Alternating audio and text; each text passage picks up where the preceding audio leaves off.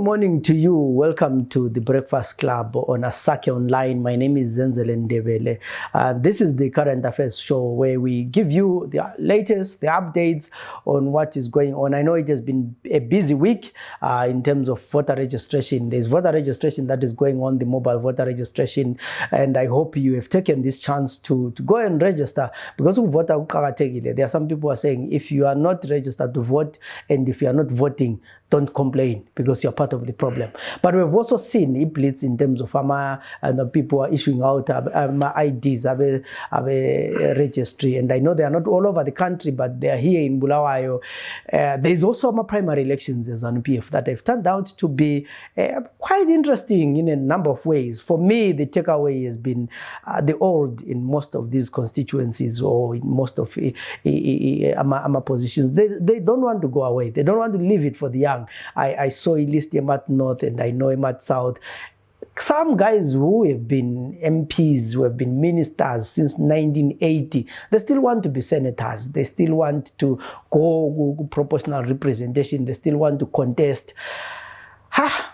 But parliament, imagine at 75, you're still busy with campaigns. Why don't you just leave it to the young and rest and take time? Even I think people have accumulated enough. If at this age and they've been in parliament since 1980, you still think you are looking for money, which would sebenza kwakule problem. Ngoba anje vele sule plaza sule ndlu su lama plaza amabili amathathu abazukulu labantwana sebafuna. Kanti kuyini okunyele kufonayo? I think there is a lot of greediness that I see in politics. I know the opposition will be, they've not been clear as well how they are going to do their primary elections. We've heard about the community selection process. We'll be following that closely as well. And Tina ngapha yasake online as puz usola ngasibona into as hambing endlela. We'll also be monitoring to make sure that the right candidates and the ones that people want are chosen and that the ones who represent the people. Because the challenge with political parties is imposition of candidates, and this happens across political parties. And today in our program we'll be talking about the voter registration, but in Abantu, what is going on. And our guest is a community leader, Ubaba Aleck Ndlovu. He's working with a number of farmer residents associations and many other civil society organizations, and we want to find out from him why is voter registration so important. Babu Ndlovu, welcome to the program. Thank you very much, Mr. Zenzele. Yeah, maybe what has been your interest? We should be looking at this issue of voter registration. Why do you find it so important? I find it very important because voter registration is very important to all of us as citizens of Bulawayo. Why? Because it's not only important for choosing the leaders who must lead us, but it's also important for certain aspects like development to do with CDF, constituency development funds allocation. If people don't stand up to register en masse, it means that we are going to have fewer or lesser constituencies, and it's going to impact on development. So it's important for people to stand up. All those who have attained 18 years, it's important for them to stand up and register. Yes. Umuntu ohlala esigabeni uyakhuthaza abantu ukuthi be-register into ezinjalo. What is bathina abantu basukuma yini be-register kumbe basola ukuthi akuncedi lokho kuhamba njani? Yeah, I would say from the elderly folk side, most of the people are standing up to go and register. Some of them don't even care because they think that because they've voted several times, their names are there, so there is no need to register. But when we look at the youth, that's where we have the biggest challenge. Most of the youths seem like they have lost the hope. They don't believe that there can be any change, any impact they can make by voting. So there is a lot of voter education that needs to be done to the youth so that they understand that as the future leaders, they must stand up, they need to partake in electoral processes. Yeah, so I think those are the two differences that I noticed, the youth perspective and the the elderly fall. Ukhulume nge-voter registration, I mean nge-civic education. Eminyakeni edluleyo bekujayele ukuthi kube lenhlanganiso eziningi ezihamba zifundisa abantu ngokuqakatheka kokuvota into ezinjalo, but athe amboni kule voter blitz le enzakalayo le. But imfundiso yakhona yokuthi why uqakathekile abantu ukuthi bevota angiyiboni, kuyashota. Ubona ngani inkinga ingaphi? The challenge that we have now is the legislative framework. You find that ZEC does not permit civic society organizations to undertake voter education. Yet these people are supposed to do that in order to complement the efforts of ZEC to make the youth or to make those people who still don't have that understanding of the importance of what? Of voter registration and participation in electoral processes. It is very important for civic society to take part in voter education. Talking about this civil society, I know currently there's a blitz that is going on, and ZEC did not accredit anyone who would monitor the situation or voter registration day in Zagala. How does that affect confidence yabantu ukuthi into enziwa ZEC into ecaca? Maybe to begin with, let me say, give you what has been happening, the preceding processes that have been happening. All along we have been having people having to access an awkwardly placed voter registration center at Windsor Park, which is the only registration center for ZEC in Bulawayo. Now, when you think of people who stay in County Park, Pumula, and all the western suburbs, they have had to be commuting 4 times from their suburb into the city center into Windsor Park, and from Windsor Park to the city center and back to where they stay. That has been problematic. I think that has given effect to the low numbers that have turned out to register for ZEC. Yeah. So now if blitz is going on, yes, but there's no one who's monitoring these things. ZEC yodwa. Do we trust ukuthi ZEC yenza into ecaca? Yeah, again, we as civic society have made submissions which we think, if taken on board, they would have helped ZEC to get a lot of people registered. The fact that they do not rope in civic society to assist them. People just do it out of the love of it, out of, voluntary instincts to say, look, it is the responsibility of everyone to try and encourage people to register to vote. ZEC has not done that, and we think that it is a problem. And access to information like the figures that they are getting on a daily basis is only known to them. But if they had accredited certain institutions to work with them, we would, concurrently track what is happening. So we think that is a problem. Yeah, you mentioned a very important point, Jody. Every day there is no information that is coming, because whenever there is a blitz, there are challenges. There are people who are turned away because they cannot register for various reasons. Abalama ID, abalama proof of residence, or maybe is two early and they did not bring long birth certificates. That is information that is supposed to be given on daily basis. And also it helps to advise this is what you need. But currently the blitz is going on. That information is not coming out. Will silence. Does that help abantu register? It certainly does not. It certainly does not. Yet you'd find, say, individuals, civic society organizations, political parties, and all those people with interest, they would have done a lot to get those people to get to the registration centers. But for them to be turned back, it becomes actually a deterrent, because they would have taken an effort to move wherever they stay to those centers. And being turned back might actually prove to be fatal in terms of the numbers that we are looking forward to. And once they are turned back, it will be difficult to, inspire them or encourage them to come up again for the second time. And the impact of that is that fewer people are going to vote, and the effects of that. Looking at the first report, census, adult population and the number of registered voters, Bulawayo is one of the areas which is a lot of abantu abanga to vote. Nearly 280,000 adults go Bulawayo ka register to vote. And this is a huge number that can make a difference. Any political party will want to have those people voting for them. Ubona inkinga enza abantu bengaregister ukuvota kuyini?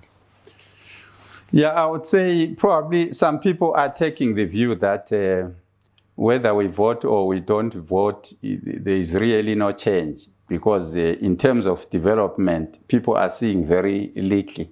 And even in service delivery, people are seeing a deterioration in service delivery. And when you try and encourage them to vote so that they can have better service delivery, they really argue to say, look, nothing will change. We have been voting for so many years in the past and nothing has changed. Again, the other thing, there is a talking point that most of the Bulawayo residents seem to agree on, that we need to have residents who are locals. Because if you have someone who is coming in to represent them, it becomes problematic if that person is not a local, it does not speak the local language, is not familiar with the ethics, is not familiar with the culture, is not familiar with, how the city has evolved and what should be done. It becomes difficult for that person to understand and have a family-rooted interest in developing the city of Bulawayo. These things have happened to sort of deter a lot of people from taking part in electoral processes. Yeah, you raise a very important issue, Yama candidates, and we'll come to that shortly. But let's talk about you, Aleck Ndlovu, in terms of the work that you are doing, encouraging abantu to be register. All right, what we do as individuals is that we understand that voting is important for the reasons that I've highlighted, not only to choose candidates or people who we think can represent us, but it has a direct impact on development and developmental resource allocation. How we do it is that we get to do this messaging in community meetings. We have public gatherings, we have what we call Ozbute. These are smaller segments of residents' gatherings. Then we also have public meetings. Ward public meetings, which are usually addressed by the ward leadership, including the councillor for the ward. We also have churches who have a lot of congregants. We also make sure that the messaging gets to those people, and also other community working groups. We make sure that all these multi-stakeholder players get the messaging so that in their own focus group discussions, they also incorporate voter registration messaging. So basically, register, or you just encourage abantu to register? Oh yes, we have been doing that. And I noticed the contribution of individuals. I noticed the contribution of civic society organizations, ourselves as community leaders, working with other partners who are sympathetic to our cause. Because like I did mention that the only office, ZEC registration office in Bulawayo, was far removed from the residential areas. So these people needed to be rounded up, transported to the ZEC office for registration. It was quite an expensive exercise, but some of the partners that we work with have been helping us in that regard. So we were actually doing door-to-door campaigns, talking to people to try and identify people who are not registered so that they do register. And we've been getting the numbers in that way. So if someone doesn't want to go and register, or register, after a lot of persuading, do you think those people are going to turn up and vote? Yeah, that question is very valid. It remains to be seen. I think the onus is on us as community leaders to do the education, to do the explanation so that they understand the role that they need to play. Because we've always said, look, the services that you receive in the community, they are in the ballot. You know, electricity availability is in the ballot. Good roads are in the ballot. Almost everything that has a bearing in your life is in the ballot. You can decide it by taking place in what electoral processes, including voting. So once we explain that aspect of their role as residents or citizens of the city, we hope that they're going to understand in the end. I've been personal, I think in Gazu voted about 2005, if I'm not mistaken, Yes. there. And someone will argue with the but over the years, what have I changed in your vote? Because power, Yeah. service provision from compared to 2005, Laratesi is going down, potholes, amanzi, and what. Don't you think these are some of the issues that then young people say,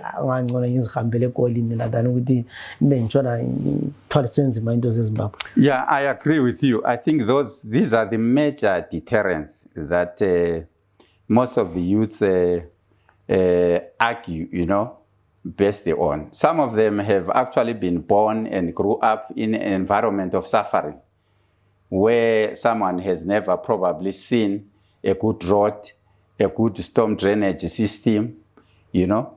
It will be difficult to convince those people who have never seen aspects of a good life and good service delivery to say, look, out of voting, this is what you can achieve. But then it then takes those with nerves of steel, you know, people who have seen it all, to do a lot of advocacy and campaigning to say, look, by participating in electoral processes, this is what you can achieve. It can be done. Because most of the people, you find that they are so preoccupied with running away from their own motherland, going into the neighboring countries where there is a promise for a better future. But we have always said, look, for those people to achieve those same standards of living, they did not run away from their conditions of living, but they faced them head on. And now they are living a pretty good life. Yes, ZANU is currently doing primary elections, and Yes. and opposition is also, I guess, at one point will do that. We have seen my lists flying on WhatsApp, to are fake and all those. But obviously, there is someone who wishes that their own person will be elected councillor or MP. And in your earlier comment, you said, it is very important that parties choose people who represent the community. Yes. And one of the issues that have always been thorn in the flesh, also we are my elections, imposition of candidates, where those who are linked to our powerful, I would say Harare, end up representing Abantu. As the community, what are you doing to make sure that you get the leaders that you want? All right. I think it's again a question of engaging, the community stakeholders to make them understand that, look, we need to have candidates who have an understanding of Bulawayo and its needs. It is important to get people who are locals, people understand, like I said, the culture, people understand the language, who are not going to have, problems communicating with people who know the traditions and the ethics of Bulawayo. It is important to get those people who are born and bred here, so that you do not get a situation where someone is imposed from elsewhere who doesn't even know how to communicate in the local language. That actually causes residents to become very, very infuriated and cross about that. It is, in fact, it runs counter to democratic values and principles. We need to have people who are groomed locally, who are going to provide developmental projects locally. There's also one thing when it comes to our elections, which I've observed over the years, especially when it comes to issues about councillor. Yeah. During elections, we have harmonized the elections. Yeah. Voter president, my MPs, who councillor, and people don't have the time to scrutinize who councillor. MP. and abantu bazambona after the election. How can residents make sure that they really find time to know abantu abazamvotela before they even go and vote? Because people tend to vote for parties. Yes. I think for now and the long foreseeable future, in my assessment, it will take quite a while for people to vote for quality candidates based on their personal profiles.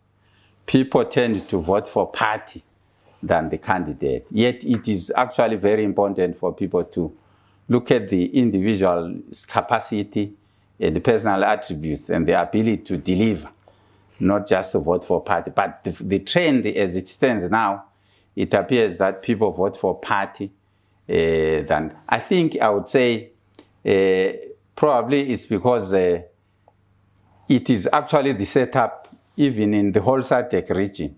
People tend to sort of hero worship individuals. Like it's usually a straitjacket voting pattern.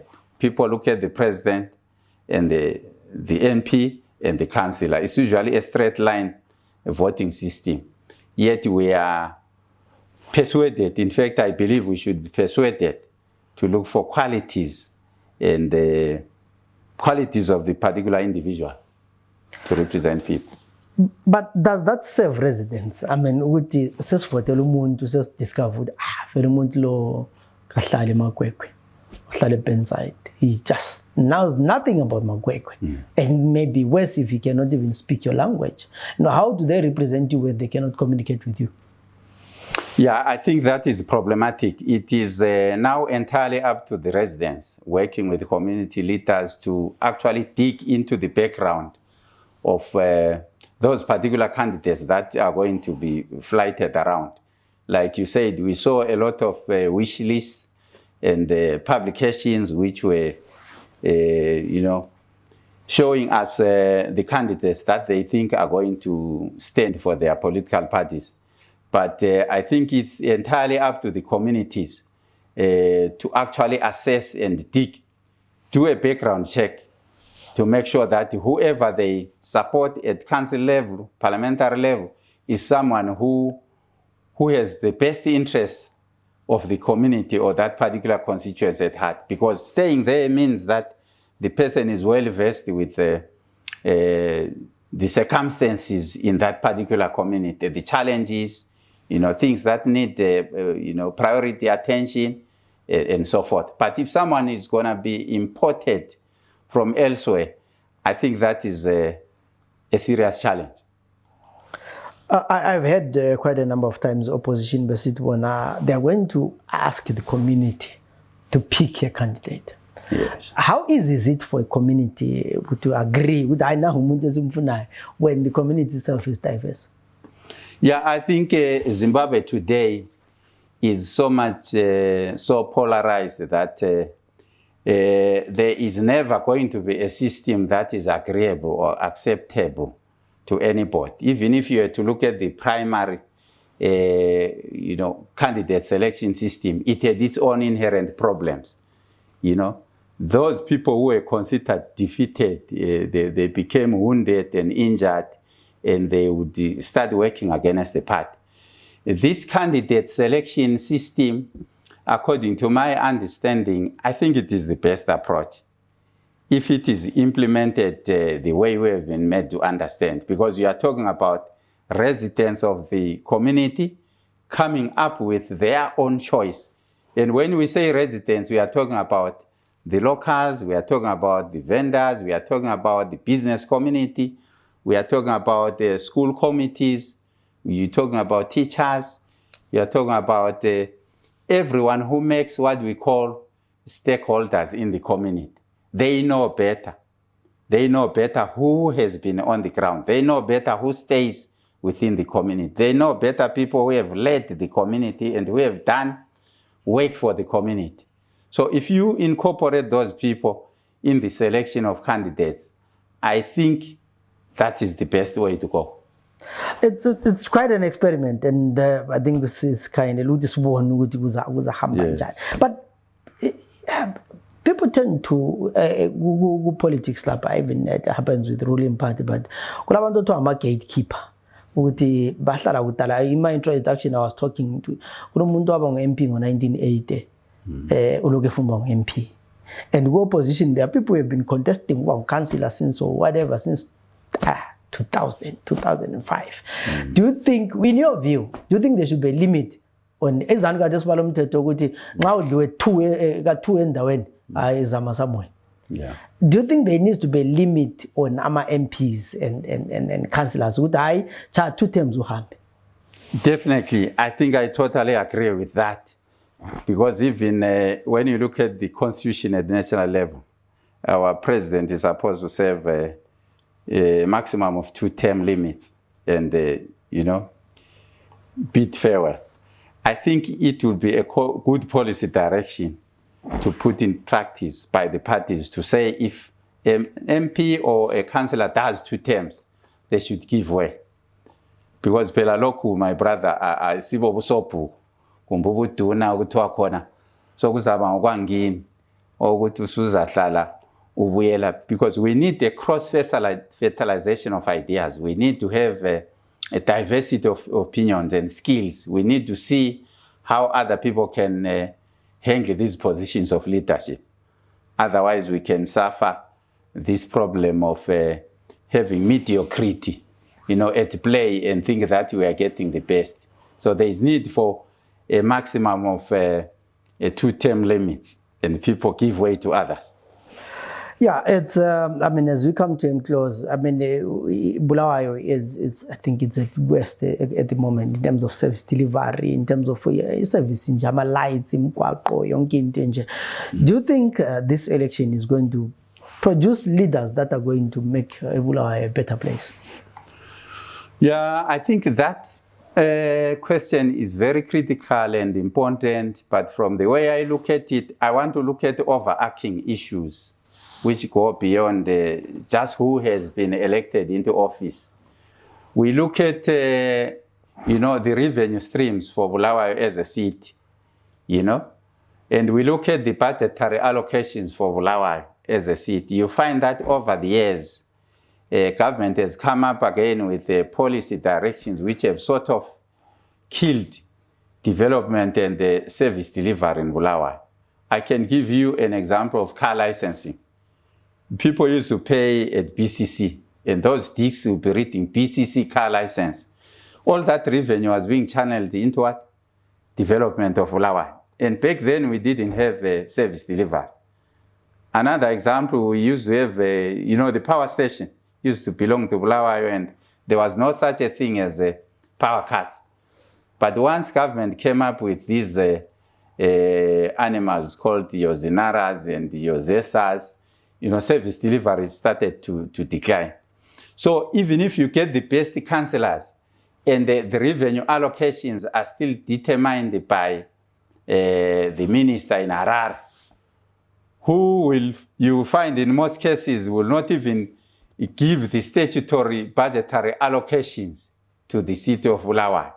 Yet the constitution says 5% of the national budget should go to local authorities, and that money is never availed. So I think there is going to be a very leaky impact unless we change the overarching legislative framework, which is in place at the moment. Yeah, maybe my last question to you, you issue devolution. Yes. We have heard about devolution this, devolution that, but there's no bill that specifies with the devolution day imali yakho millions when uyafika uJuly moyo eta imali ene devolution sengithethe ngathenga ama fire tenders when people need imota zokulungisa imigwaqo and all those, and ama fire tenders akhona qede ngadeliver futhi. What can residents do on such issues?